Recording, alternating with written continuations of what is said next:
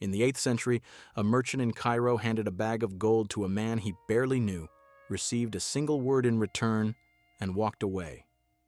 Weeks later, his partner in Baghdad spoke that same word to a complete stranger and collected the full amount. The gold never left Cairo. No contract existed, no receipt, no bank, and the system behind this had a lower failure rate than most financial institutions operating today. This is Money Origins, where we trace how money actually worked before anyone had a theory about it. What you're about to hear isn't a simplified parable. It's the actual mechanism behind one of the oldest money transfer systems on Earth, the Hawala system, and why it still operates across dozens of countries right now, often faster and cheaper than anything a modern bank can offer. And there's a question at the center of it that might reshape how you think about what money even is.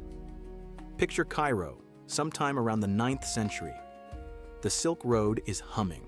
Goods flow between North Africa, Persia, India, China. But moving money is a nightmare. Gold is heavy. Caravans get robbed. Shipping coins across a desert takes months and might cost you everything. So a merchant, let's say he trades textiles, needs to pay a supplier in Baghdad. He walks into the shop of a Hawaladar. That's a broker, usually a money changer or a trader with deep roots in the community. The merchant hands over his gold, say 40 dinars.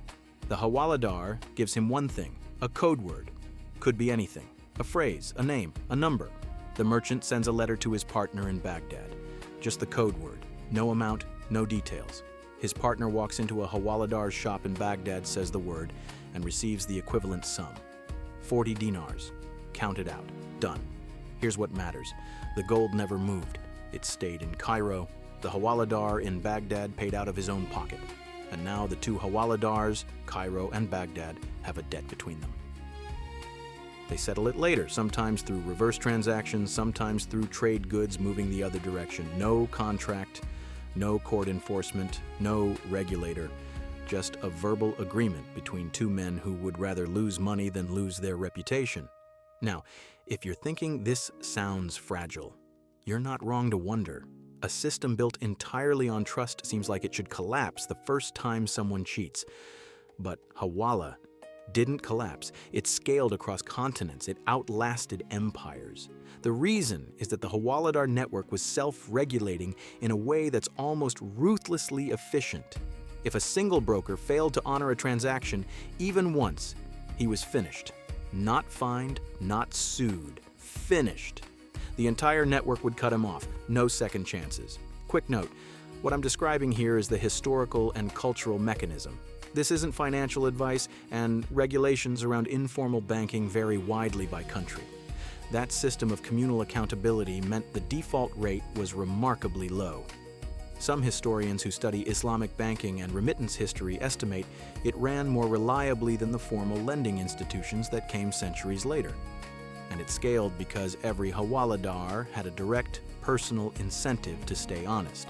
His entire livelihood depended on a single thing: the other brokers trusting him.